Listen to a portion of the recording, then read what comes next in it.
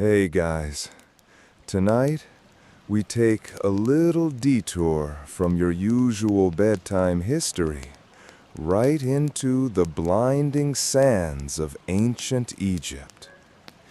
You blink into the sunlight and your lips are already cracking. There's no parking lot, no trees, no vending machine in sight. Just dunes, heat, and the shrill horn of a two-wheeled chariot barreling straight toward you. Yup, you're Marty McFly, and the DeLorean just dumped you somewhere between Raiders of the Lost Ark and a National Geographic documentary. The wheels of the chariot miss you by inches. A sandaled man yells something in what your high school history teacher would have definitely called late Egyptian, then disappears over the hill, trailing a swirl of dust and camel panic behind him. You stand up, dazed. You're wearing a red vest, completely unbreathable in this heat, and clutching the portable time control remote like it's going to offer you air conditioning. It doesn't. You slap the side. Nothing. A dull blink, then it dies completely. Doc Brown had promised a minor test jump. Yeah, sure, to Memphis, but not Tennessee. In the distance, a skyline looms, not skyscrapers, but a scattering of massive stone buildings, columns, and pointed structures so tall they split the sunlight like blades. Memphis, Egypt, capital of the Old Kingdom, 4,000 years ago. The beating heart of a civilization that worshipped cats, built pyramids, and believed the sun god rode a flaming barge across the sky every day. You're not just lost in time. You're deep in the cult of Ra's front yard. And to make it worse, someone's coming. A group of linen-wrapped figures appear on the ridge. They squint at you, shielding their eyes. One murmurs a prayer. Another gasps and drops to one knee. "Ra?" one shouts. "Is it you?" You look behind you. Nothing but sand and your own melting shadow. They run toward you, arms raised in reverence. One even throws flower petals. Where did those even come from? You open your mouth to explain. "Hi, I'm just kinda stuck here, from another time, sort of like a tourist. I'm just trying to get..." Too late. They kneel. They chant. They lift you up like you're the opening scene of The Lion King. You are now officially Ra's messenger. Or maybe just a poorly dressed fire god. So, before you get comfortable, take a moment to like the video and subscribe, but only if you genuinely enjoy what I do here. And hey, tell me in the comments where you're watching from and what time it is. Bonus points if you're somewhere hot enough to melt sandals. Now, dim the lights, maybe turn on a fan for that soft background hum, and let's ease into tonight's journey together. You are carried, literally, on the shoulders of two very sweaty men into the heart of ancient Memphis. The city smells like incense and sun-warmed sewage. Mud brick homes lean at strange angles. People carry baskets on their heads. Chickens argue in the dirt. You're paraded through a marketplace where merchants pause their shouting matches to gawk at you. Kids point. An old woman throws a dried fig at your vest. "Where did you find this being?" a priest asks. He's draped in leopard skin and has eyeliner that would make a TikTok influencer jealous. "From the desert," a man exclaims. "From the desert, like Ra," another says. You're dumped in front of a small temple with painted walls and burning myrrh. Someone hands you a bowl of something steaming. You politely decline. Eat, the priest commands. It's a gift from the gods. You take a bite. It's beetle soup. Crunchy. Protein was rare. You chew politely. Your teeth do not appreciate it. But here's a fringe tidbit for you. Egyptians believed dung beetles were divine because they rolled little balls across the ground, just like Ra was believed to roll the sun across the sky every day. Historians still argue whether Egyptians actually worshipped the beetle as a god or just thought it had good cosmic PR. You murmur through a mouthful of shell. The priest hands you a necklace, an ankh made of lapis lazuli. You recognize it from museum gift shops. Someone whispers, "He glows with the sun." You don't. You're just sweating through your jeans. The sun sets in violent orange over the Nile, and the city buzzes with torches and drums. You're given a place to sleep in a stone room full of cats. One of them immediately pees on your sneakers. You lie on your back, staring at a ceiling carved with stars and the face of Nut, goddess of the sky. And somewhere, far beyond this humid night, Doc is probably sipping coffee and wondering where you went. You sigh. Great Scott, you whisper. You wake up with something fuzzy on your face. It's a cat. A judgmental, sand-colored cat who's been sleeping on your neck like you're just another bit of temple furniture. It blinks slowly, then bites your ear, gently but with purpose. Message received. You sit up and immediately regret it. The room spins. Your back hurts from the stone slab that passes for a mattress. Your jeans are stiff with dried sweat, and your breath smells like whatever was in that beetle broth. Spoiler, not mint. Outside, the world is already glowing. The Egyptian sun doesn't rise so much as detonate. 1 minute, the sky's purple and soft. The next, it's a golden furnace, and your scalp is sizzling. You shield your eyes as a boy bursts into the room, shouting something that sounds vaguely cheerful, but ends in "Rah!" You follow him out, blinking in the heat, trying to remember which part of the timeline this is. Old Kingdom? New Kingdom? Breakfast Kingdom? You pass a stone pool surrounded by lotus blossoms. Women in linen robes are drawing water, and one of them tosses you a jug. You pour it over your head. It instantly evaporates. "Thanks," you mumble. "Any chance of, Gatorade?" She looks confused and smiles politely. You're still wearing your vest, which has now fully fused with your torso. You peel it off.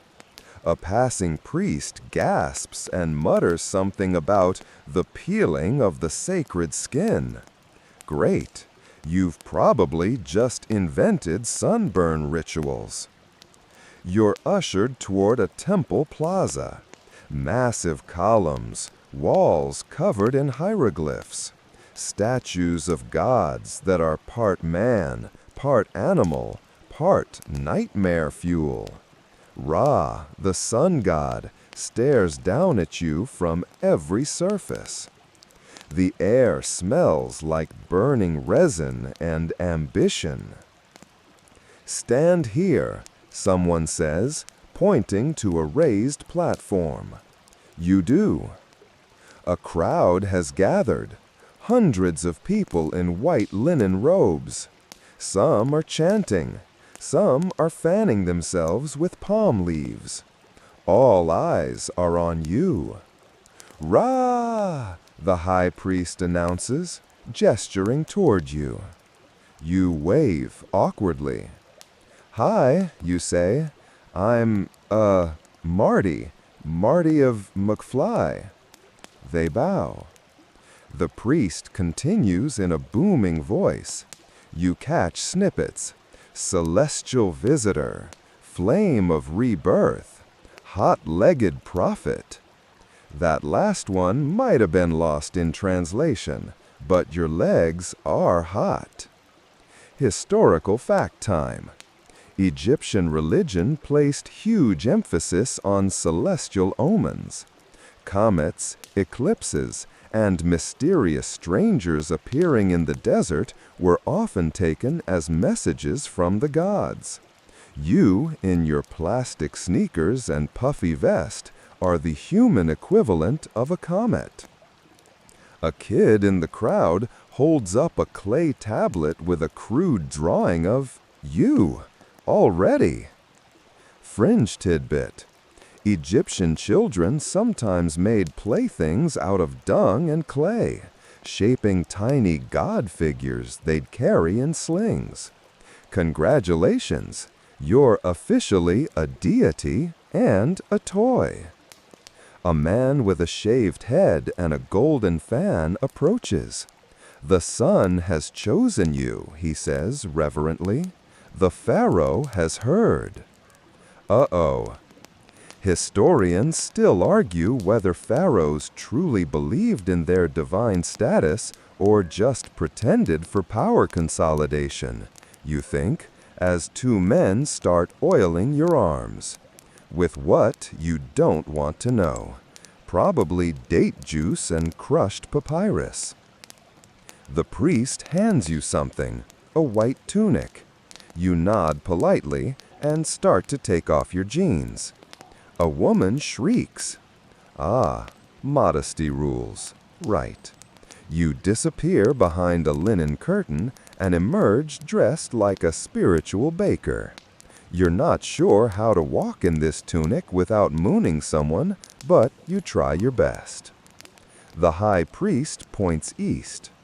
You will walk to greet the sun. Great, a spiritual death march.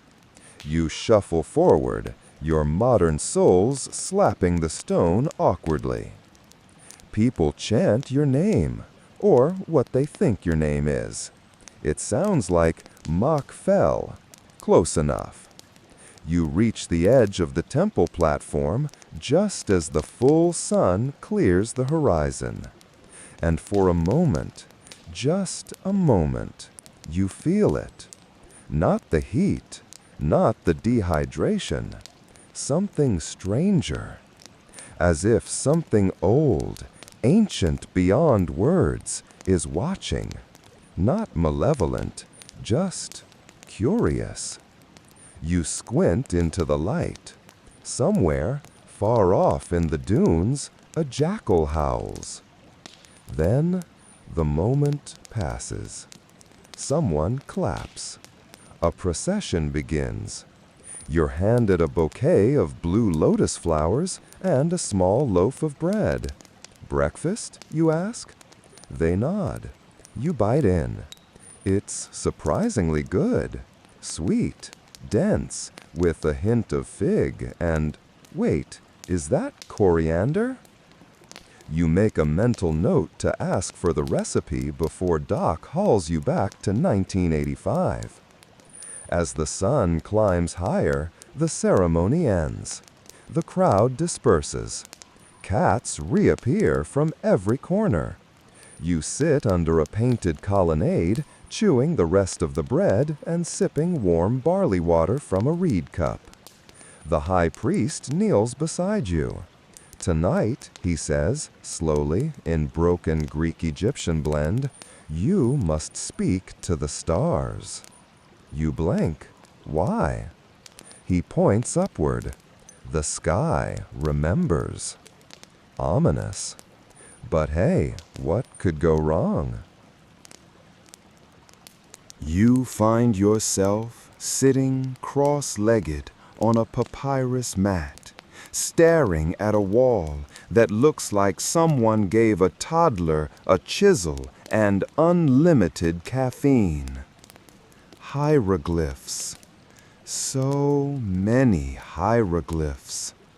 Birds, eyes, snakes, weird seated men with beards, and a suspiciously familiar shape that looks, honestly, a lot like a DeLorean.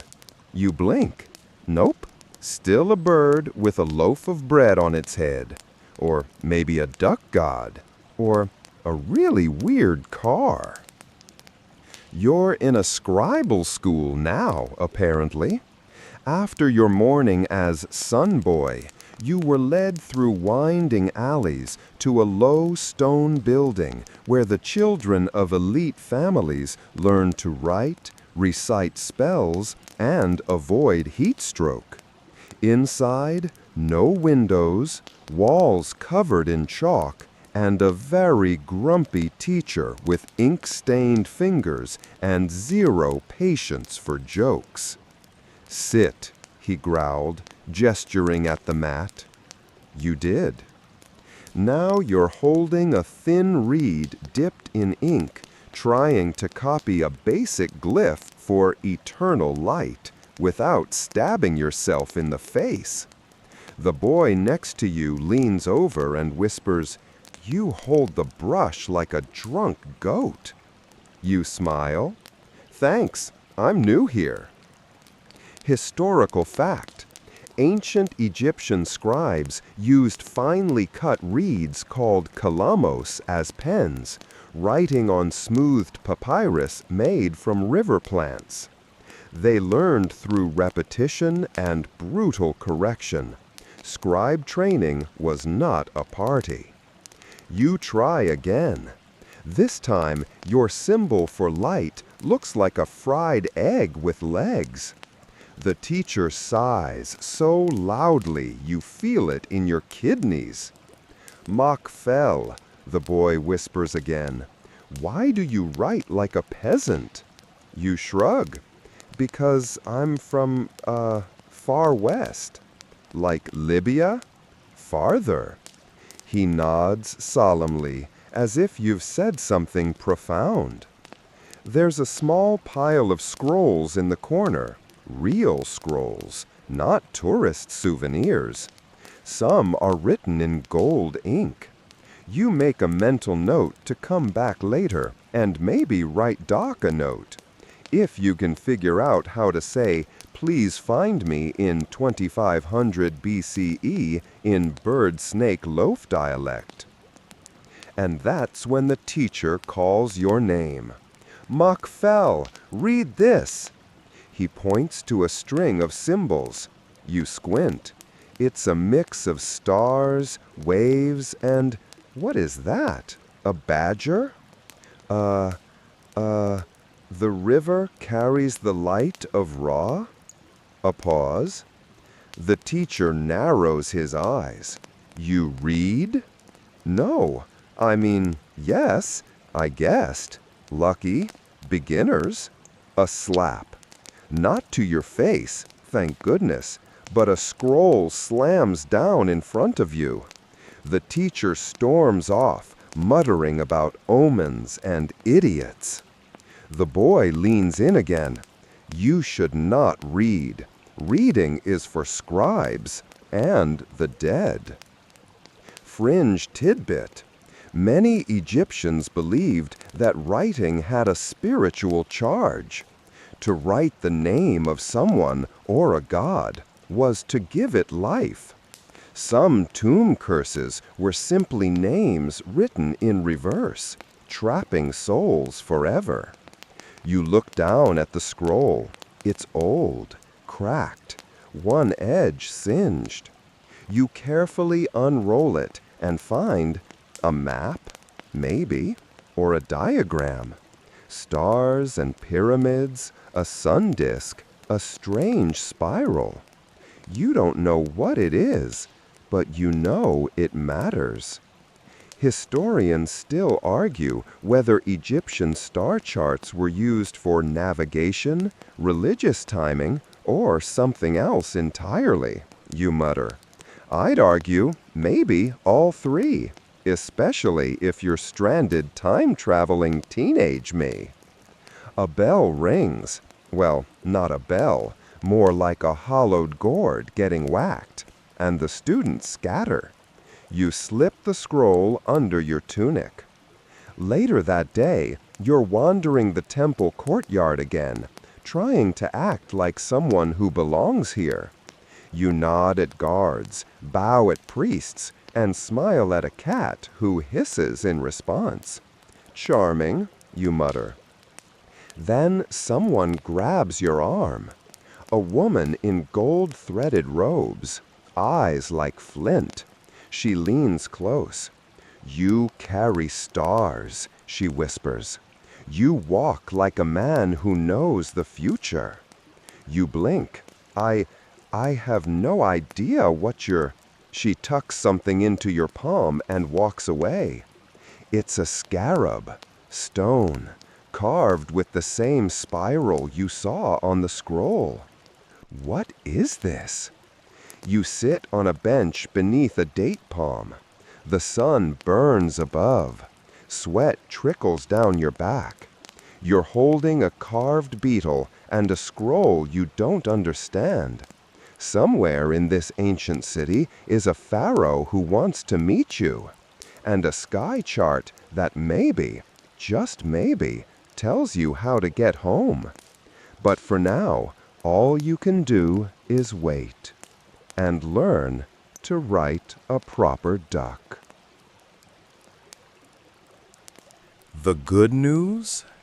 You've been upgraded from mysterious messenger to honored guest. The bad news?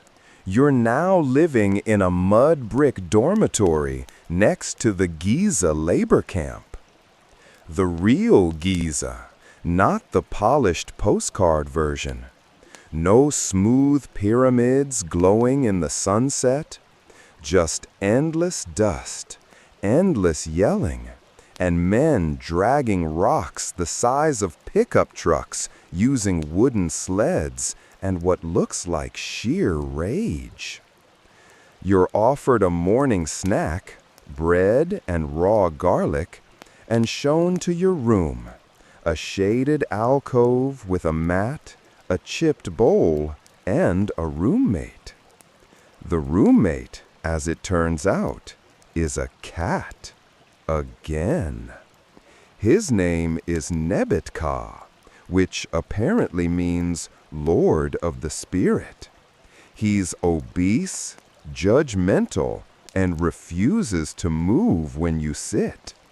Every night, he curls up on your stomach like he's collecting rent. Historical fact: cats weren't just pets in ancient Egypt. They were divine symbols, often linked to the goddess Bastet. Killing a cat could get you executed. So you try not to sneeze every time Nebuchadnezzar sheds into your face. But the cat's not your biggest problem. You've been assigned to observe the workers building the pyramid. Translation: follow them around, carry water, and try not to die. The foreman, a leathery man named Beck, hands you a jug and says, "Walk, no stop, no fall, no scream." You try. You fail. The sun is relentless. You're in a tunic 3 sizes too big, dragging your sneakers through dust so thick it coats your teeth. The workers chant while pulling a block up a ramp. No wheels, just manpower. Logs, ropes, pure will. Fringe tidbit. Despite myths, the pyramids weren't built by slaves. Most laborers were seasonal farmers, paid in bread and beer, working shifts during Nile flood season. Kinda like summer interns, but with more sunstroke and fewer resumes. You spill your first water jug. Beck glares. You bow. He doesn't blink. Then something unexpected happens. They invite you to lunch. You sit with a group of builders under a makeshift awning made of palm leaves and old linen. They pass around dates, boiled fish, and flatbread. One man shares a beer-like drink, thick, yeasty, and warm. It's like drinking fermented oatmeal through a straw. You toast awkwardly to not being crushed by limestone. They cheer. Either they understood or they're just happy to stop hauling rocks. As you chew a fig, one of the younger workers, a guy named Sabu, points toward the pyramid's peak. When it is done, he says slowly, the gods will live there. You raise an eyebrow. You mean like Ra? He shrugs. Or something older. That's when you notice it. High up on the pyramid, beneath a carved lintel, there's a strange symbol etched into the stone. A spiral, like the one on your scarab. Your stomach flips.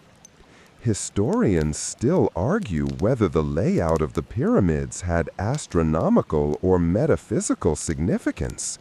You whisper, more to yourself than anyone. But what if it's not just the layout, but the timing? You stand too fast, lightheaded.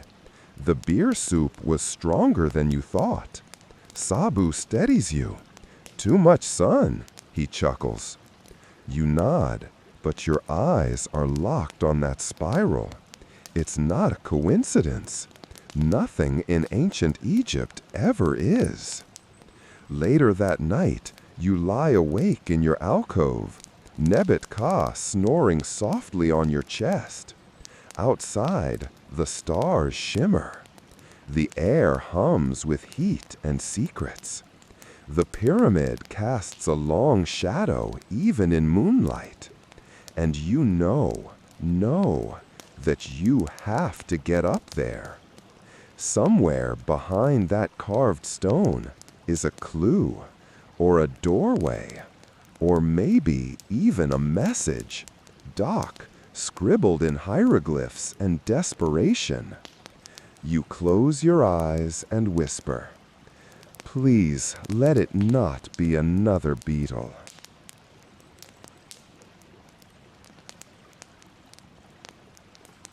You wake up to the unmistakable sensation of something wet being smeared under your arms. You bolt upright. Nebet Ka leaps off your chest with an indignant meow and find a small, hunched man standing over you, gently patting your armpits with what smells like onion. You stare at him. He smiles to keep evil away. You don't even ask anymore. Welcome to your new morning routine in ancient Egypt.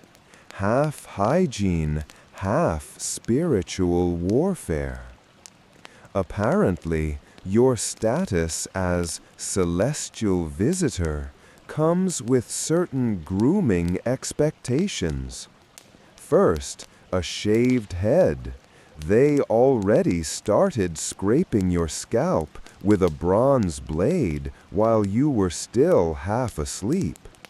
Then perfumed oil behind your ears, and now onion-based underarm anointing. You ask if it's cologne. He nods solemnly. And curse blocker. Fringe tidbit. Ancient Egyptians genuinely believed certain smells, onion, myrrh, frankincense, could repel demons or disease. They also used crocodile dung as sunscreen. You pray that part of the routine doesn't come next. Once properly blessed and scrubbed, you're led to the temple precinct, where your day's new assignment awaits. Assist in the house of life. You imagine scrolls, learning, wisdom. Wrong. You're dragged into a courtyard full of cats, herbs, and cages filled with squawking birds. A priest in leopard skin robes greets you with open arms and blackened fingernails. "Muck-fell," he says with glee, "we heal the soul through the stomach." You blink? That's great. He presses a bundle of herbs into your hands. Chew. You do. It's bitter, earthy, kind of like chewing a damp doormat. Good, he nods. Now we treat the soldiers. You follow him into a side chamber and are instantly assaulted by the smell of sweat, blood, and something that might have once been goat. Rows of soldiers sit on mats, each holding a part of their body that isn't working properly. One has a bandaged eye, another's limping, a third is missing several teeth and insists his problem is ghost snakes. Historical fact. Ancient Egyptian medicine was advanced for its time. They had surgeries, dental tools, and even rudimentary prosthetics. But they also mixed magical incantations into every treatment. A broken leg might get splinted and sung to. You're handed a bowl of what looks like mashed figs and honey. Apply to his head, the priest says. You glance at the soldier. His head is definitely bleeding. You hesitate. Trust Ra, the priest says. Sure, you mutter, Ra and honey. You slather the paste on the man's temple. He groans, then smiles. The priest gives you a proud nod. You learn fast. In a corner, you spot another scroll, not medical, astrological. Star positions, planet cycles, and again, the spiral. Historians still argue whether the House of Life was purely medical, religious, or a proto-library, you mutter, pretending to examine a wounded knee. One of those cats jumps onto your shoulder. No one seems to mind. It's possible he's your supervisor. After hours of chanting, salving, and stuffing garlic into various orifices, not yours, thank Ra, you stumble out of the temple smelling like a funeral sandwich. You find a shaded spot near the garden and collapse. Nebet-Ka follows and curls beside you like he owns the place, probably because he does. A voice interrupts your days. You will dine with the noble tonight. You look up. A young man in gold cuffs stands before you. He has questions. Who? The one who studies stars. He says you carry an ancient shadow. Oh, good. You were hoping for a nap. Instead, you get a banquet. Back at your room, you're dressed in fresh linen and rubbed with more oils, this time scented with lotus. It's less curse blocking, more you're going to dinner, don't smell like a tomb. Night falls fast here. One moment you're in gold light, the next blue velvet sky and torchlight. You're led through narrow alleys and into a villa lit by oil lamps and buzzing with laughter. The noble is seated on a raised dais, reclining on cushions, draped in so much jewelry he clinks when he gestures. His eyes are sharp. He waves you over. You're the one they say came from the sky. You nod, more like dropped out of it. He laughs. Good, you have wit, you'll need it. He claps. Food appears. Roasted duck, lentils, beer in tall cups, and a bowl of something gelatinous and twitching. Eat, he says. You poke it. It blinks. You eat the lentils instead. He leans closer. You carry something. You freeze. He holds up the scarab, your scarab, the spiral one. How? Don't worry, he smiles. I didn't steal it. I made it, years ago, for a dream. You frown. A dream?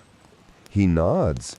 Of a man in red, with stars in his voice. You stare at him. McFly, he says, you don't belong here, but Ra has allowed you to come, and maybe to leave. Your heart thumps. Finally, someone who gets it. The noble pours more beer. Tomorrow, he says, we speak to the stars.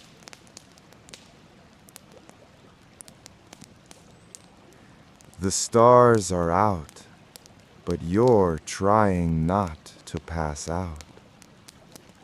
You're seated at a long, low banquet table in a tiled courtyard surrounded by flickering torches and wall carvings of crocodiles eating the sun.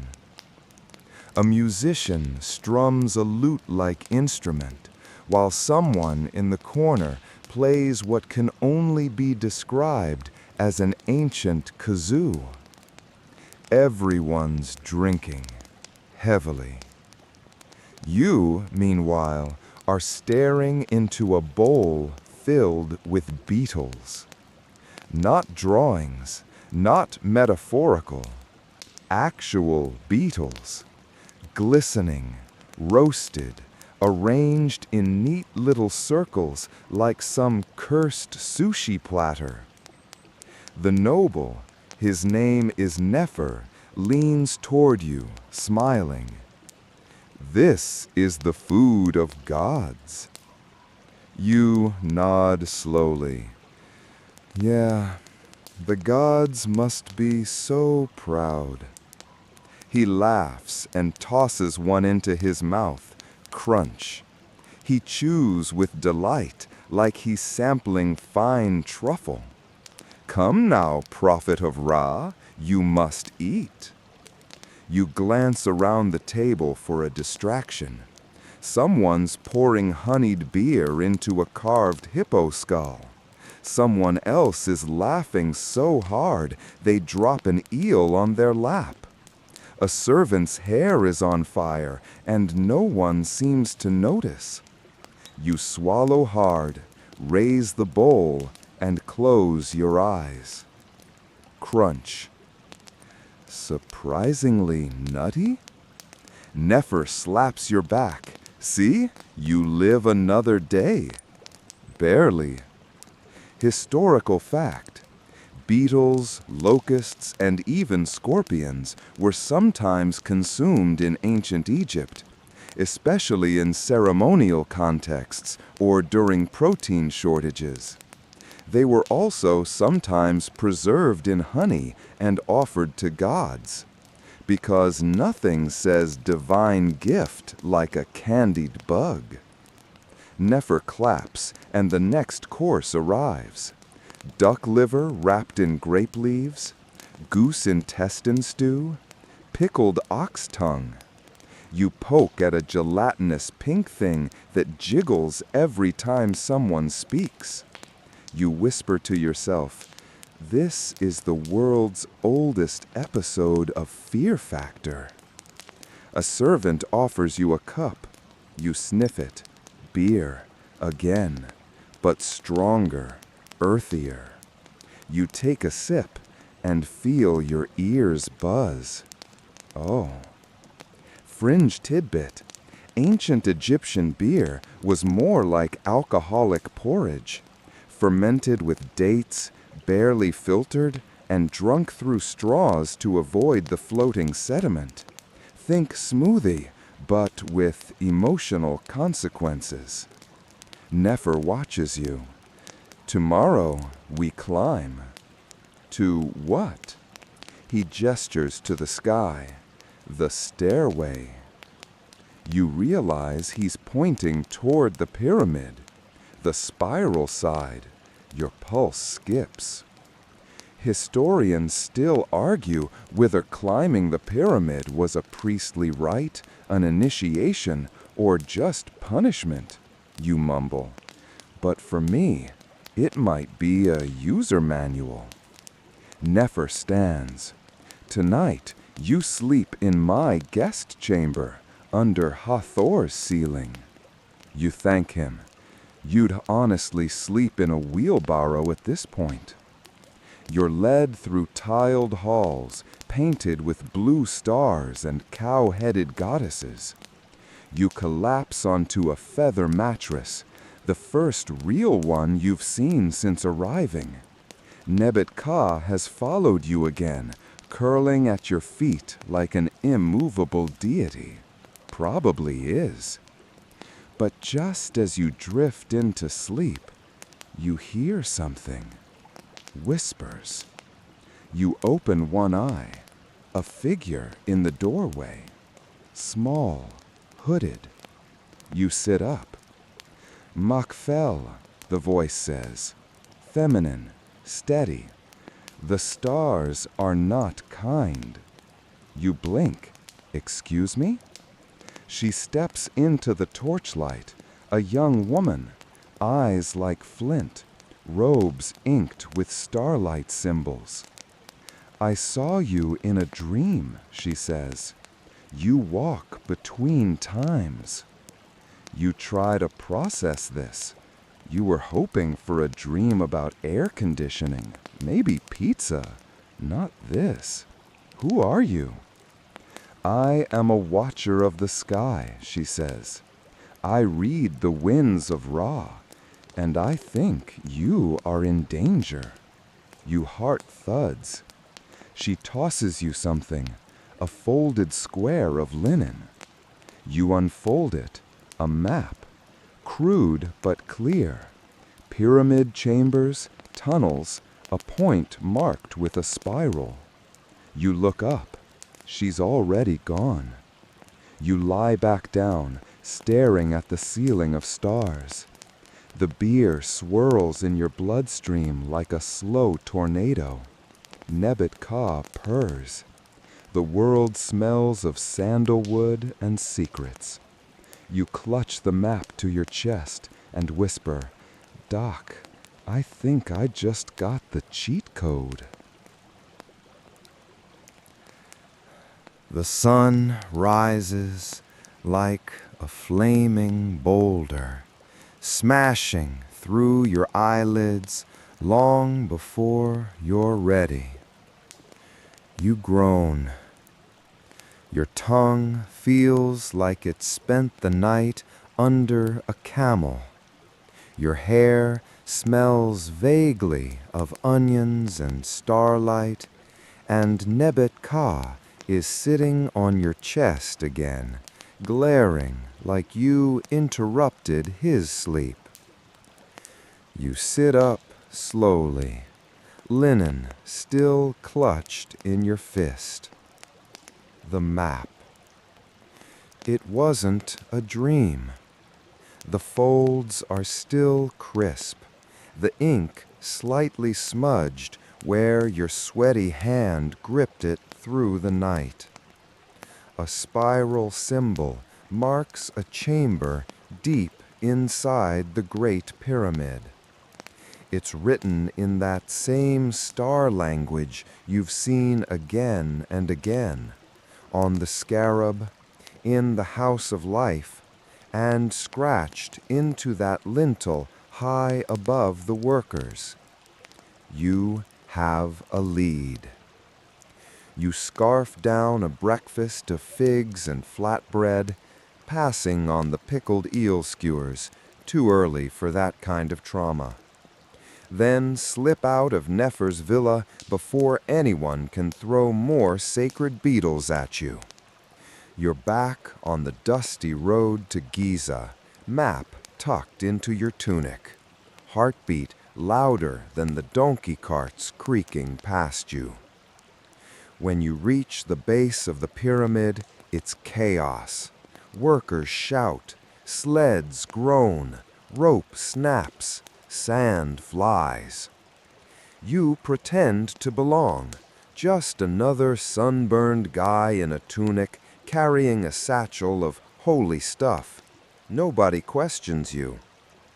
You make your way toward the ramp that curves around the south side, the one that leads, if the map is right, to a narrow shaft hidden behind a row of cracked limestone blocks. The sun beats down. Your feet slide. You're sweating in places that should not sweat. A guard blocks your path. Where are you going? You point up and say, "By order of the priesthood, I carry incense for the sky chamber." He squints. You add, "It's a raw thing." He grunts and waves you past.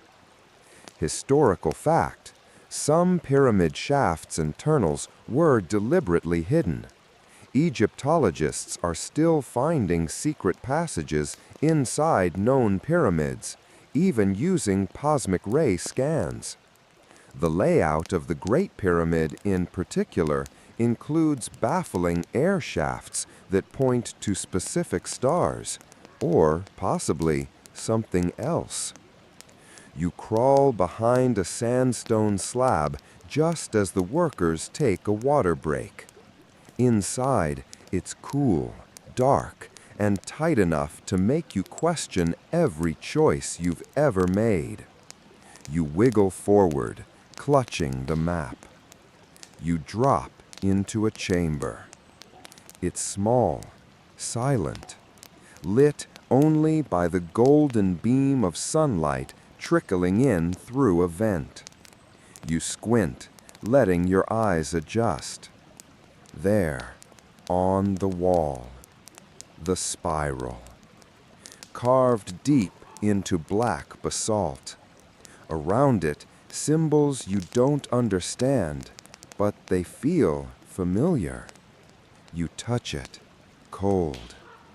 Suddenly, a noise behind you, a figure.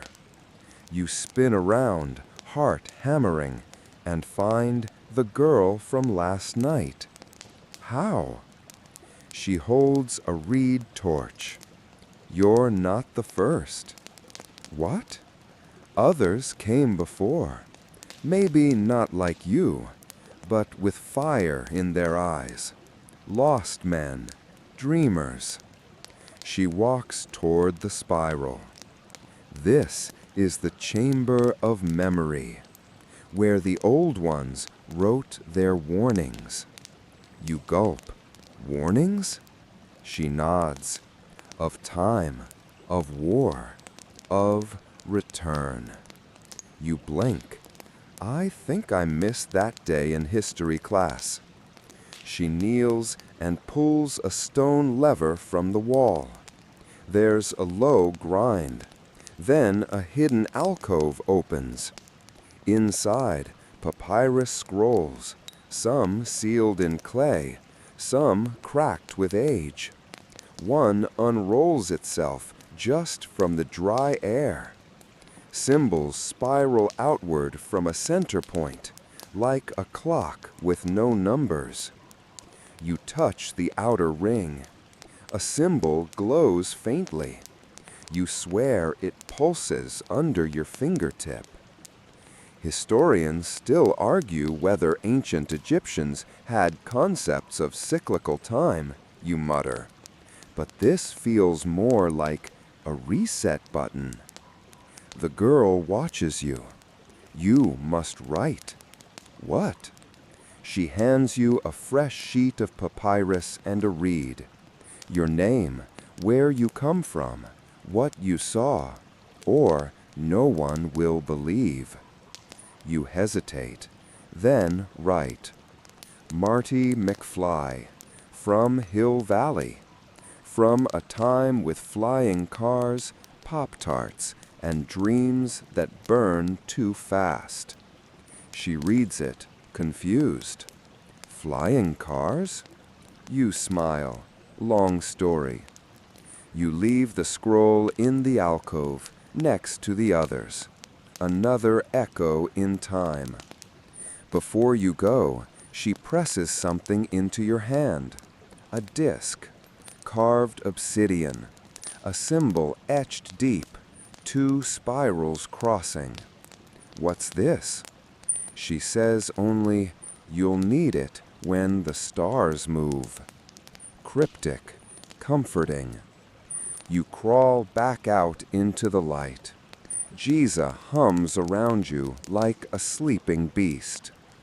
You are covered in dust, sweat, and prophecy. But something is building. Something bigger than pyramids. Something that's going to need lightning, luck, and possibly Doc Brown. You don't get back to Memphis. You get summoned. A messenger in a leopard-skinned sash finds you halfway down the pyramid ramp, sunburnt, dehydrated, and carrying an obsidian disc that's probably cursed, blessed, or both. He bows low and says, "The Pharaoh wishes your presence." You consider saying no.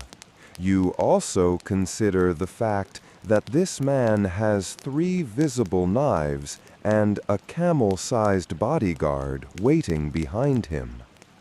You say yes. Soon you're being paraded through the city again, this time not on shoulders, thank Ra. You ride in a wooden cart pulled by oxen, flanked by chanting priests and musicians thumping drums with bone mallets. You try to act casual. You mostly just sweat. Historical fact: pharaohs were considered living gods, not just kings. Approaching them required rituals, offerings, and the ability to kneel for an unhealthy amount of time without passing out. You practice your best humble but confused face. You're led into a palace that smells like cinnamon, smoke, and a hint of danger. Massive statues glare down at you with eyes made of polished stone. Gold glints from every corner. A fountain shaped like a lion spews water into a pool where ducks float like royalty. You're ushered into the throne room. And there he is, the Pharaoh. Young, bare-chested, with coal-lined eyes and a gaze that could melt granite. He sits on a throne made of cedar, wearing a blue and gold headdress shaped like a cobra ready to strike. On either side, guards holding spears and expressions that say, blink wrong and you lose an arm. He lifts a hand. Silence falls. You are McFly, he says, in flawless, slow Egyptian. You bow. I guess I am, yeah. He steps down, stares into your eyes. Too close, way too close. You fell from the sky. You nod. You carry the mark of Aten. He holds up the obsidian disc you thought was still in your bag. What the? A servant bows, presenting it. It was taken to be purified. You resist the urge to say, sure, just take anything from my inventory, why don't you? The pharaoh examines the disc again, then looks at you. This belongs to the house of stars. You swallow. What does that mean? He says nothing, just points. A priest steps forward with a scroll. He unrolls it. Spiral diagrams, star paths, an eclipse cycle. We wait, the pharaoh says. The moon will eat the sun in 6 days. Then the gate opens. You try to process that. The gate to what? He tilts his head. To elsewhere, where your feet belong. So many things you want to say, so many things you don't understand. But mostly, you're wondering how a civilization with no electricity figured out time travel mechanics before you passed algebra. Fringe tidbit. Ancient Egyptians tracked eclipses, solstices, and lunar phases with astonishing accuracy. Some temples were built so that specific rooms would light up only once a year, on the solstice or during eclipses, functioning like giant cosmic clocks. The pharaoh gestures again. You're led into a smaller chamber, round, dim, and carved with symbols on every wall. In the center, a low dais with a metal disc inset into the floor, almost like a docking pad. You feel your breath catch. The symbols around the edge match the DeLorean's time display. Not exactly, but close enough to make your stomach flip. Historical fact. Pharaohs were still arguing whether Egyptian priests had access to astronomical tools or were simply master observers. You whisper. But if this is a tool, it's not for observation. It's for ignition. That night, they dress you in ceremonial robes. White linen, blue sashes, gold threads. You look like an oracle at a Coachella-themed toga party. But no one laughs. Everyone watches you like you're made of flame. You're given a meal of figs, dates, pomegranate, and roasted lamb. Nefer appears beside you again. He's quiet now, watchful. You are the echo, he says softly. That's what they call you. You try to smile. I've been called worse. He doesn't smile back. A storm brews over the city. Unusual this time of year. Thunder rumbles in the distance. Lightning flickers across the horizon, illuminating the Great Pyramid in flashes of silver. You feel the air shift, like the wind's holding its breath. In the courtyard, people sing. They burn incense that smells like honey and burnt paper. The priests chant the names of gods you've never heard before. And you, Marty McFly, teenage time accident, stand there holding a disc that might be a key to a cosmic doorway. You wonder what Doc is doing right now. Hopefully not sleeping. Because you're gonna need backup. And maybe a lightning rod. You try to fake a stomachache. It works for about 5 seconds. Then 2 temple healers arrive and immediately begin stuffing your mouth with mashed herbs, one of which tastes suspiciously like pickled gravel. A priest chants over your feet. Another starts rubbing your temples with a stick that smells like cat urine.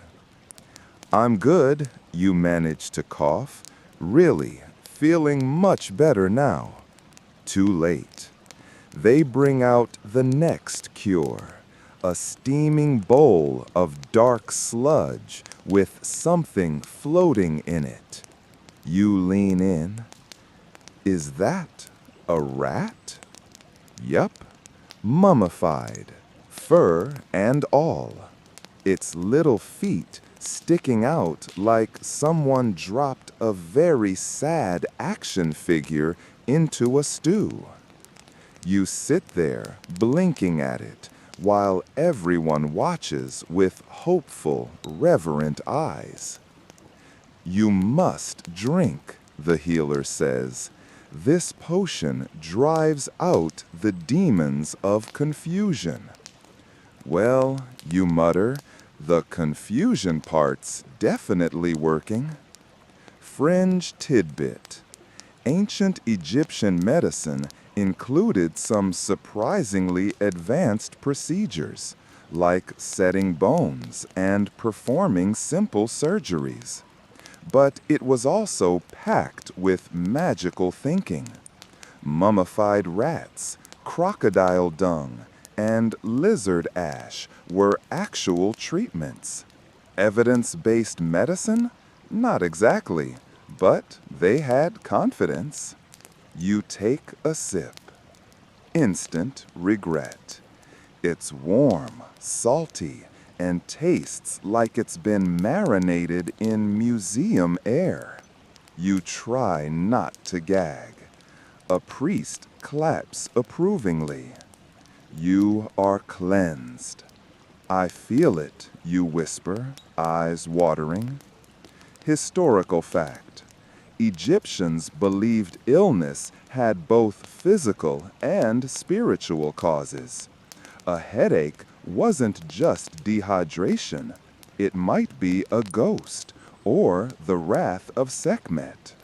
Hence the enthusiastic use of incense, amulets, spells, and, well, dead rodents in tea. You stagger outside for fresh air. The sky above is growing darker. Not sunset, something stranger. A haze is building across the sun. The beginning of an eclipse? No one else seems worried. In fact, the temple is buzzing with preparation. Priests scurry around with baskets of offerings. Workers carry a carved altar toward the pyramid's base. Someone ties palm fronds into elaborate spirals. Everyone's excited. You, meanwhile, still have the taste of mummy rat tea in your mouth and the creeping realization that this eclipse might be your one shot at getting home. You wander the temple corridors, past murals of Ra's solar bark battling the serpent of night, past frescoes of Anubis weighing hearts and scribes writing destinies. You turn a corner and freeze. It's her again. The star reader girl. She's drawing on the wall with red ochre, A spiral. Always the spiral. "You're late," she says. "For what?" She points at your hand. "You forgot. You're still holding the obsidian disc." "You must return it to the sky chamber," she says, "before the shadow eats the sun." You frown. "And if I don't?" She doesn't answer. Instead, she walks away, fading into the stone like smoke. You follow the corridors until they spit you out into a side courtyard. There, under a canopy of reeds, a group of scholars sit around a polished black stone. It's covered in writing, 3 different scripts, all saying the same thing. You recognize this, not from now, from then. "Is that the Rosetta Stone?" One of the scribes looks up. "It is. A copy, a draft. The original will be buried beneath the Nile in 3 nights. You crouch down, trying not to hyperventilate. "So this is how it started?" He nods. "The Pharaoh wants all tongues to understand one truth." You murmur. Historians still argue whether the Rosetta Stone was truly meant as a translation tool or just a political flex. In the corner of the slab, you see something tiny, almost hidden. The spiral. It's everywhere. The pyramid, the scrolls, the disc, the language stones. A thread running through this time, like some ancient user interface for a civilization that understood something about time you never did. You run your hand along the stone, and something clicks in your brain. It's not just about getting home. It's about when home will open again. The eclipse isn't just a show in the sky. It's the moment. The girl's voice echoes in your mind before the shadow eats the sun. You bolt. Back through the hallways, through chanting priests, through a garden where a cat is attacking a ceremonial drum with enormous enthusiasm. You reach your quarters just as Nefer steps inside. "You are ready," he says. "I'm terrified." Same thing. He tosses you a linen bundle. "Put this on." Inside, a cloak, midnight blue, with silver threads sewn into star patterns. It weighs more than you expect, like it's woven from secrets. As you change, he watches you, not like a priest, not like a noble, like a man who knows this is the end of something. "When you leave," he says softly, "write of us, not just what we built, but what we tried." You nod. You step outside. The light is already strange. Shadows are longer than they should be. The birds have gone silent. The sun is dimming. And somewhere inside the pyramid, the chamber waits. You clutch the disc. Time is closing in. You're running. Through heat, through chanting, through time. Every footstep kicks up ancient dust. The sky is dimming unnaturally fast, and even the birds seem to know something's wrong. They're quiet. The air feels thick, like it's holding its breath. You clutch the obsidian disc tight. It's warm, almost pulsing, like it knows. You slip past guards near the base of the pyramid, their eyes turned upward toward the creeping eclipse. One kneels and whispers a prayer to Ra. Another clutches an amulet. Two mesmerized by the changing sky to notice the sweaty time traveler in ceremonial robes sprinting toward a secret entrance like he forgot his lunchbox. You reach the hidden shaft. You duck inside. And now it's just you and the stone. Inside, the temperature drops fast. The noise of the city fades. You hear only your own heartbeat echoing off limestone, and the occasional skitter of something small and multi-legged. You tell yourself it's just a lizard, or a beetle, or you stop thinking about it. You crawl forward until the stone opens again. The sky chamber. It's even more breathtaking this time. The obsidian dais in the center, the spirals etched into the walls, glowing faintly in the eclipse dim light filtering through a narrow shaft. Dust particles float in golden shafts of light, like stars swirling in syrup. You kneel. You don't even know why. You place the disc on the center stone. It fits perfectly, like a missing piece. The room trembles. Just a little.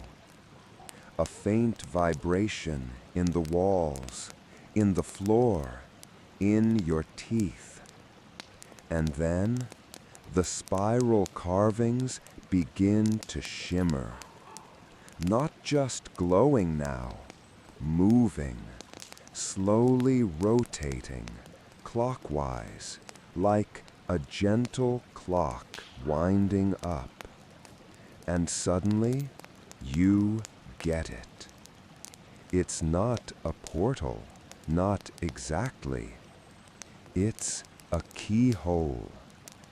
And the eclipse is the moment when the key can be turned. You look up.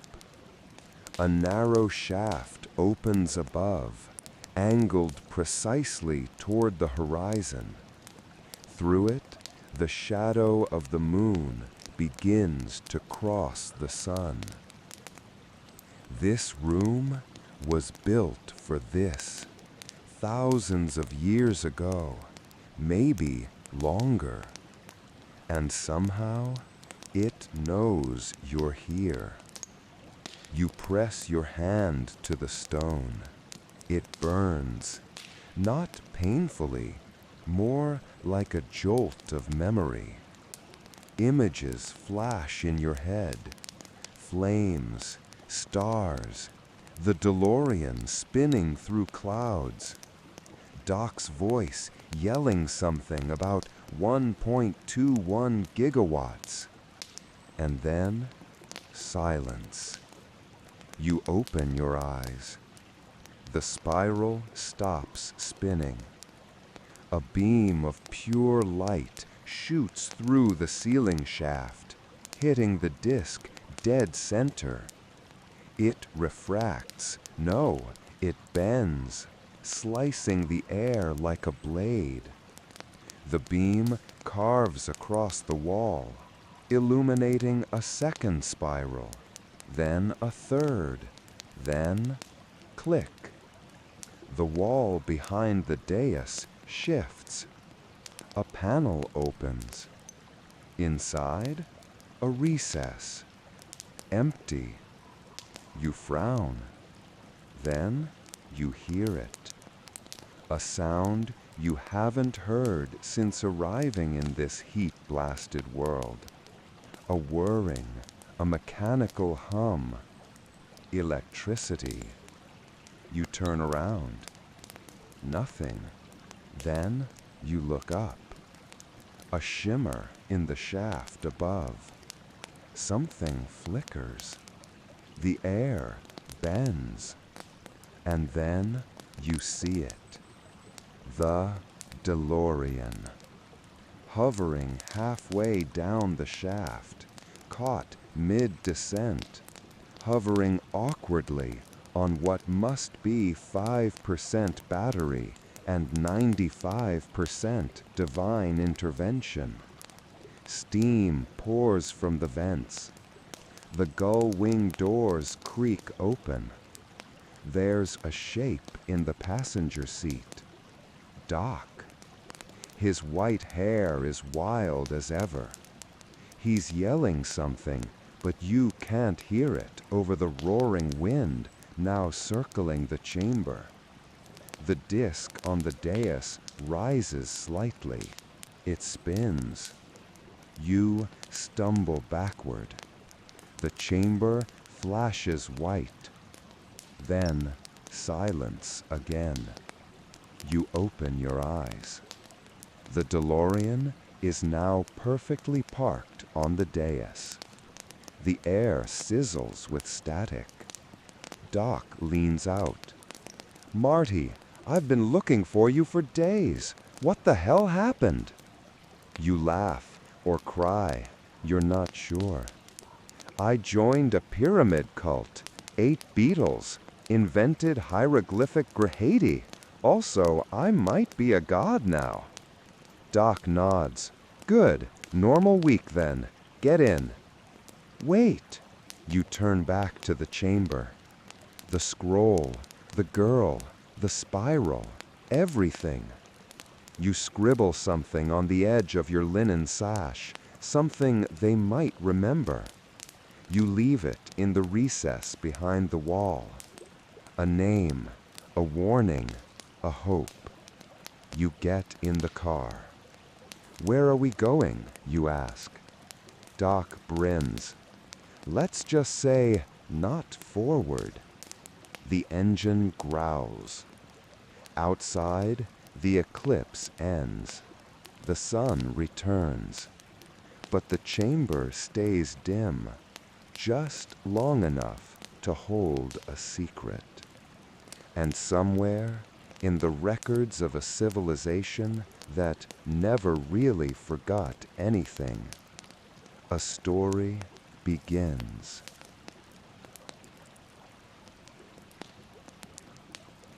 You wake up in a field. Grass, real grass, green and damp and gloriously not made of sand. You blink at the sky. It's blue, cloud-dappled, absolutely non-apocalyptic. Somewhere nearby, a cow moos. The wind carries the sound of wooden wheels creaking, children laughing, and, hold up, is that a bagpipe? You sit up. You're not in 1985. You're not in Egypt. You're in the middle of what looks suspiciously like medieval farmland. And the DeLorean? Nowhere in sight. You stand, wobbling. Your ceremonial Egyptian robe is covered in pollen. The obsidian disc is still clutched in your hand. You pat your chest. Map, scroll fragment, and the star-stitched cloak are still with you. Doc? Missing. Naturally. A donkey walks by. Its saddle is decorated with embroidered spirals. Of course. You walk toward a village you can just make out beyond a field of wheat. Half-timbered houses, smoke rising from chimneys. You spot someone chasing chickens with a stick. You pass a boy using a frog as a musical instrument. No one seems alarmed by your outfit. Historical fact. In the early Middle Ages, Most people never traveled more than a few miles from where they were born. So, when someone like you walks into town wearing solar priest robes and sandals from another continent, they either ignore you or assume you're a saint. Which is exactly what happens. You enter the village square, and people begin to stare, then whisper, then kneel. Oh no. A baker drops her tray of bread. A priest makes the sign of the cross and mutters in Latin. Someone throws a flower at your feet. You try to explain. Hi, I'm Marty. I'm just passing through. Like, really passing through, timeline-wise. They nod solemnly. An old man steps forward and gestures to your chest. The cloak, he says. You are one of them. You blink. One of who? He turns. On the side of the church is a carved symbol, spiral within spiral, just like the one from the pyramid and the scroll and the Rosetta draft stone. Your mouth goes dry. Where did that come from, you ask? It was here when the church was built, he says. Our fathers said it came from the stars, that the sky gods would return. Great. You're officially part of a medieval UFO cult. Fringe tidbit. Throughout Europe, spirals and concentric symbols appear in cathedrals, carvings, even crop patterns, long before telescopes or compasses were common. Historians still argue whether these were celestial charts, symbols of eternity, or just fancy doodles done by bored monks. Someone brings you soup. It has peas, turnips, and what might be a whole frog leg. You smile politely and don't ask questions. Again. That night, you're given a hay bed in the barn. You lie under the rafters, watching moths circle a flickering torch. The obsidian disc sits beside you. You touch it, half hoping it will glow again, or hum, or whisper instructions. Nothing. Doc still hasn't shown up. You pull the star cloak over your shoulders and breathe. There's something almost peaceful about this time. No electricity, no traffic, no beetle snacks. Just the wind, the stars, and the lowing of cows. Still, you can't shake the feeling that this isn't a detour. This is the next part. You dig out the scroll scrap from Egypt. On the edge, written in your chicken scratch hieroglyphs, are two things: a date and a constellation. And suddenly, you remember. The girl with the red ochre. Time moves in spirals, she said, and sometimes it brings you back where you began, but not quite the same. You fall asleep thinking about Doc, about the sky shaft, about spirals that stretch across centuries. And you dream. You're in the sky chamber again. Only this time, you're not alone. All around you, figures, from different ages. A woman in a NASA jumpsuit, a man in Viking armor, a child holding a scroll older than language, and they all look at you, as if you're the one they've been waiting for.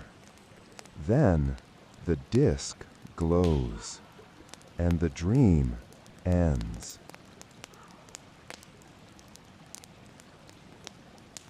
You wake to the sound of someone screaming. You bolt upright, straw in your hair, the obsidian disc still pressed to your chest like a forgotten bedtime teddy bear. A rooster is standing on your leg, judging you. Outside, chaos. You scramble out of the barn into the muddy village square, just in time to see a figure on horseback galloping in, cloaked, armored, yelling in a language you barely recognize. The villagers scatter, chickens panic, a goat faints. You duck behind a cart. The rider dismounts. He's tall, with chainmail visible beneath his cloak. His horse bears a black and gold banner stitched with, you guessed it, a spiral. You groan. Of course. The man removes his helmet. He's young, scarred, with eyes that have seen more than they should. He looks around until his gaze settles directly on you. You, he says, stepping forward, you're wearing the cloak. You try to casually step behind a sack of turnips. It's laundry day. You have the disc. Nope. He holds up a copy, obsidian, identical. Your eyes widen. He kneels, right there in the mud, sword drawn, planted into the earth before you. You're the traveler, he says. You came before. You come again. Historical fact. Throughout the medieval period, stories circulated of wanderers from the stars and sky scribes who brought knowledge, fire, or prophecy. Were they metaphor, metaphysics, Martians? Historians still argue whether these were allegories for divine inspiration or records of real phenomena. Either way, people were very into cloaked strangers with glowing rocks. The villagers creep closer, murmuring. The knight, Sir Tiberius, he calls himself, explains that he belongs to an order sworn to protect the echoes of the wheel. You squint? Like a tire? He doesn't laugh. He takes you to a stone tower at the edge of the forest, hidden beneath ivy and mist. Inside, scrolls, astrolabes, brass discs etched with star maps. On the wall, a mural, faded but unmistakable. A man in red, a car with wings, a spiral sky. You stare. I don't understand, you whisper. Tiberius nods solemnly. Nor do we. But the signs speak, and the sky moves. Soon it aligns again. You sit at the long table covered in maps. One of them is dated crudely in Roman numerals. It matches the number from the scroll fragment you carried out of Egypt. A time, a date, just a few days from now. An eclipse. Again, only this time in the Middle Ages. Fringe tidbit. Medieval scholars recorded eclipses with obsessive detail, often tying them to omens, plagues, or shifts in political power. Some even believed eclipses were cracks in the sky, moments when God or devils might peer through. You look up at the mural again. There, next to the DeLorean figure, is something new, something subtle. A small black circle, a moon shadow. Another gate, you whisper. Another keyhole. Tiberius nods. We have the ritual. We have the chamber. We only need the light. Outside, the village is preparing. You hear bells, chants, children running with paper suns on sticks. They think it's a festival. You know it's a countdown. That night, the sky is clear, cold. You lie under a fur blanket inside the tower's highest room, watching the stars slowly spin across the beams above. Nebuchadnezzar, somehow, is back, curled at your feet, purring softly. You don't question it. Your dreams are louder now. You see Egypt again, the sky shaft, the noble Nefer raising a cup, the girl drawing spirals on the temple wall. But now you see others. A woman in a glass helmet drifting past Mars. A boy in a concrete trench writing spirals into the wall. A monk in a future monastery whispering to a glowing orb. All of them connected. Echoes. You wake just before dawn. Tiberius is waiting in full armor. The gate opens at midday, he says. Are you ready? You don't answer right away. You look out the window, at the forest, the sky, the quiet stretch of medieval morning. You exhale. As ready as anyone lost in time can be. The villagers think it's a party. They gather with baskets of flowers, drums made from goat hide, and baked pies shaped like the sun. Kids wear yellow wreaths on their heads. Old women sing songs about Ra and angels and wheel turners, not realizing they're blending 5 religions and 3 time periods. You, meanwhile, are walking toward an ancient stone circle in the woods, flanked by armored knights and carrying an obsidian disc that could either unlock the secrets of time or explode. Standard Tuesday. Tiberius walks beside you, silent and grim. He clutches his matching disc like it might fly away.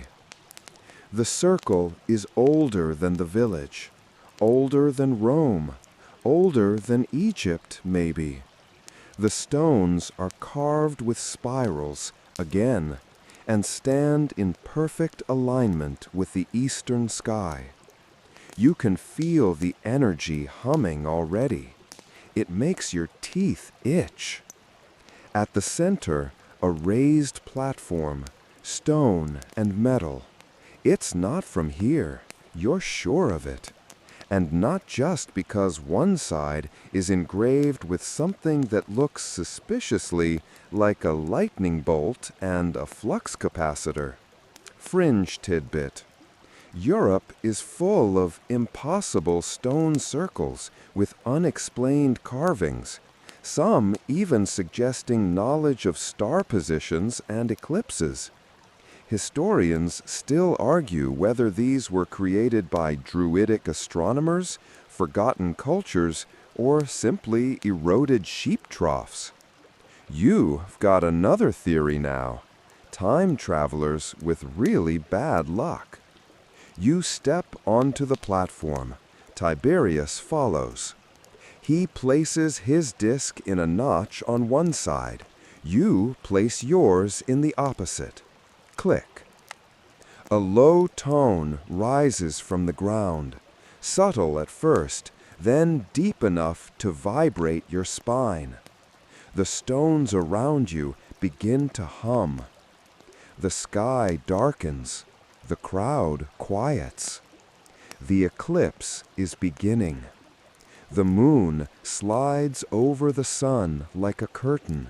Light turns to shadow. The temperature drops. The animals fall still. And something clicks into place. The platform pulses with blue light. Spirals carved into the standing stones begin to rotate, not physically, but with glowing arcs that trace lines across the air like celestial chalk. Suddenly, a third disc rises from the center of the dais. It's transparent, glassy. You can see your reflection in it, distorted, older, wearing goggles. "Doc?" you whisper. The glass flashes. And then, out of nowhere, he's there. Standing beside the dais, hair wild, coat flapping in wind that doesn't exist. "Marty!" he yells. "Whatever you do, don't touch the—" You touch the glass disc. Too late. White light explodes outward. You're somewhere else. Not gone, just sidestepped. You're inside the spiral now, not metaphorically. You're standing on glowing paths of energy, surrounded by echoes of people. Some dressed like priests, some in astronaut suits, some in leather jackets, some in fur cloaks, all carrying the same disc. A network, a library, a bridge. You walk forward. The voices rise and fall around you, languages old and unborn. You hear your own name, whispers of Makfel, Marty, the traveler. And then a door. Not physical, more like a fold in space. You step through and fall. Back into the stone circle, flat on your back. Tiberius kneeling beside you. "Marty," he says, gently slapping your face. You blink. "What year is it?" "Same as yesterday." You laugh. The eclipse is fading. The crowd is cheering. They think they just watched a miracle. You did. You climb to your feet. The discs are gone. The platform is still. The symbols are now just stone. "You okay?" Tiberius asks. You nod. "Yeah, I think I just checked out a cosmic library card." He doesn't understand. That's okay. You walk away from the circle, the crowd, and the noise, into the woods. The trees part, and there it is. The DeLorean, parked between two oaks. Steam drifting from the vents. Door ajar, like it was waiting. You laugh hard. A note is taped to the wheel. "Had to reroute. Medieval GPS is terrible. You'll need one more stop before home. Get in. Dock." You climb in. Set the coordinates. One more stop. One more spiral.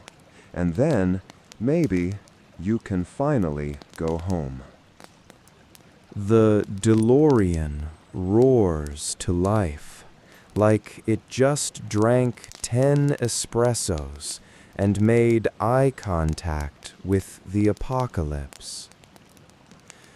Steam curls around your seat. The windshield flickers. Numbers roll, bounce, then lock. The time circuits glow with a familiar hum that somehow feels like hope and danger at the same time. Next stop? You don't even know. Doc scribbled something on the note. Coordinates based on the disk's final alignment. Not a destination, an intersection. You frown at that. An intersection? The last time you heard that word, you were dodging Roman chariots on a cobbled street and praying you wouldn't invent traffic accidents 3,000 years early. The flux capacitor glows. You slam the pedal, and the world folds. When it unravels, you're not in Egypt, not in the Middle Ages, not even in Hill Valley. You're on the moon, or something very much like it. The ground beneath you is dust, gray, silent. The sky is black and scattered with stars, yet you can breathe. There's air here, somehow. The DeLorean hums behind you, lights flickering softly. And in front of you, monoliths. 3 of them, tall, smooth, spiraled, each carved with the same symbol. One has a crack running down its side. One glows faintly from within. One is pristine and somehow humming your name. You step forward. There's no sun, no moon, but everything is lit by the stars above, bright, crisp, eternal. Then you see them. People, or projections? A girl with red ochre on her hands. Nefer raising a goblet again. Tiberius in full armor, smiling this time. Doc waving wildly behind a blinking control panel. They don't speak.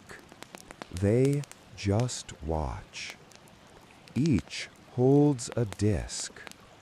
And you understand. These weren't just people.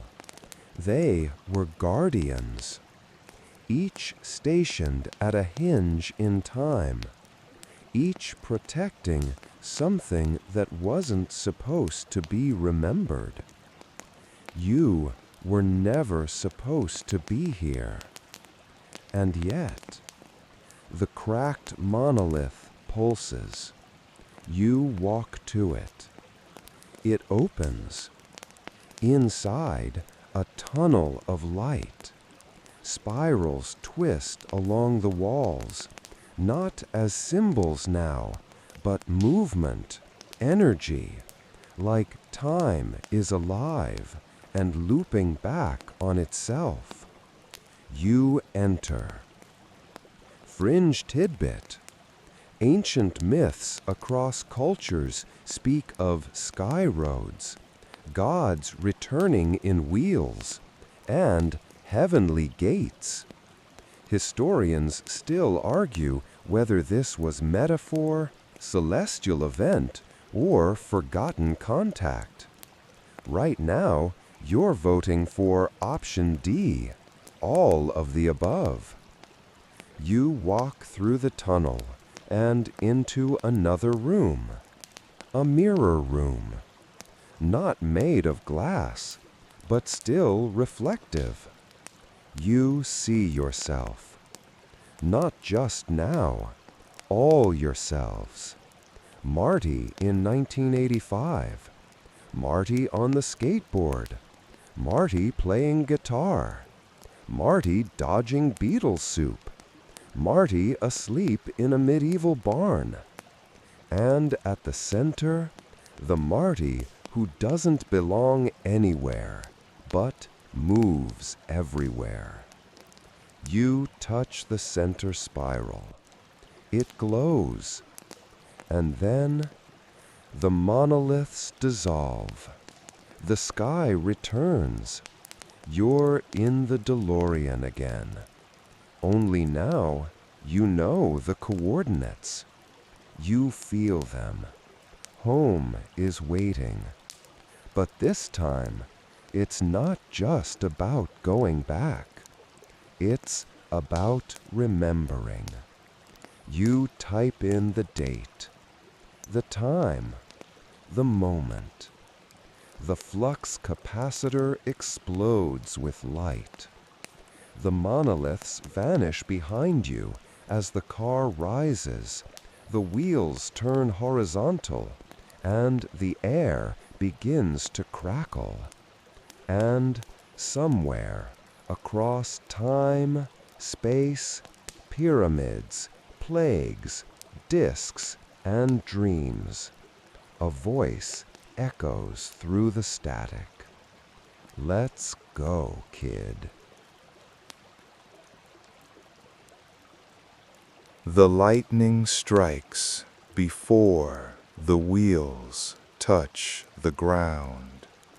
The DeLorean crashes into asphalt, sparks flying, tires shrieking, the world flickering like a dying VHS tape. For one disorienting moment, you feel like you're inside every year at once. Firelight, neon signs, candlelit temples, chrome skylines, and then stillness. You're parked on the main street of Hill Valley, your Hill Valley. The lights on the diner flicker in that familiar broken buzz. There's a kid riding a bike, a man mowing his lawn, oblivious to time travel entirely.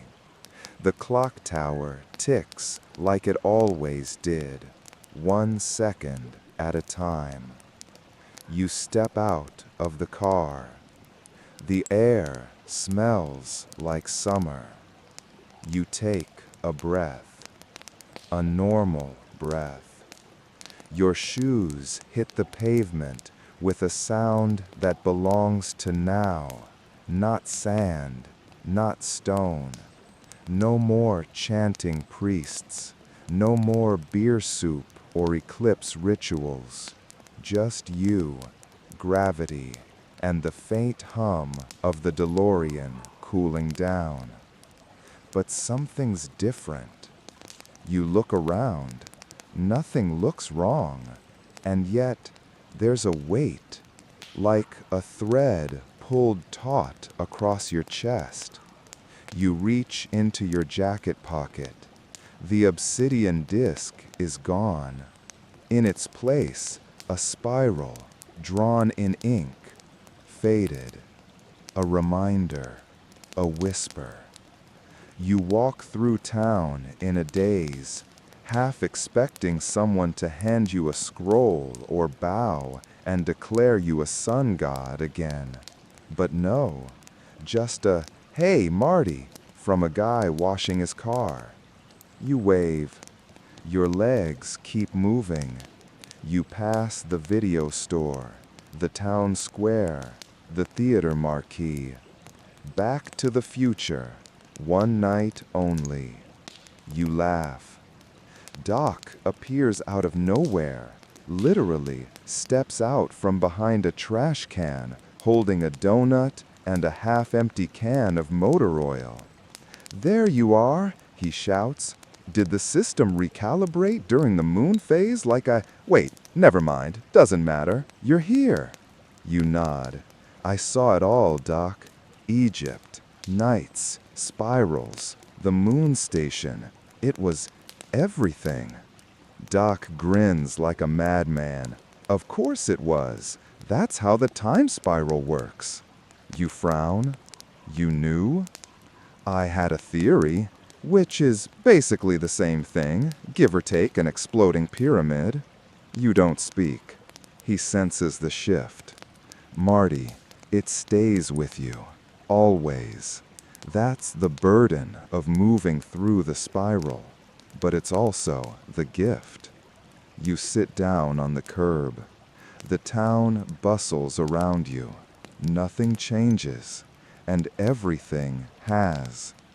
You watch the sun start to set, rays cutting through the street lamps.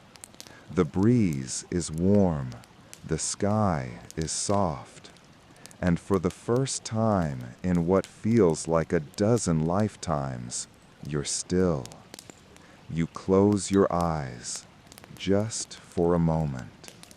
You can still feel the sand beneath your feet, the stone beneath your palms, the cool obsidian in your hands. You remember Nefer's laugh, the red ochre spirals, Tiberius's calm nod, the girl with star-inked robes whispering, "Time moves in circles." You feel them all. You are them all. A traveler, a spark, an echo. And as the last light dips behind the clock tower, you feel the final thread loosen. You're home, for now. So, you're back in your own time. The street's quiet again. The sky is dark, soft, familiar. The spirals of memory begin to dim. The echoes settle gently into silence. The world doesn't feel like it's spinning anymore. It just breathes.